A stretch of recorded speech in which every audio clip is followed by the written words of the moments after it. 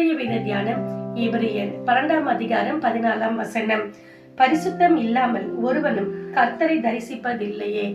இந்த காலகட்டத்தில் பரிசுத்தமாக வாழ்வது என்பது மிகவும் முக்கியமானதான ஒரு காரியம்.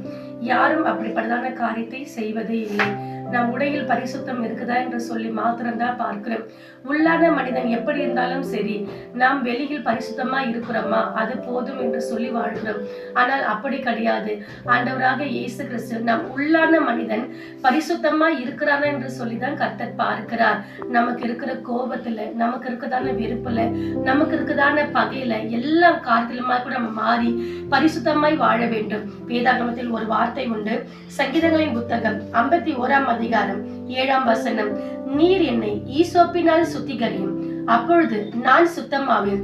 என்னை கழுவி அருளும், அப்பொழுது நான் உறைந்த மழையிலும் வெண்மையாவேன்.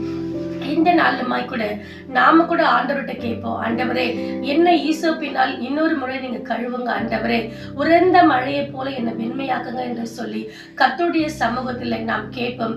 கர்த்தர் நம்மளை உள்ளான மனிதனை கர்த்தர் பரிசுத்தமாக மாற்றுவார். இந்த நாளுமாய் கர்த்தர் இந்த வார்த்தையின்படி உங்களை ஆசீர்வதிப்பார். ஆமென்.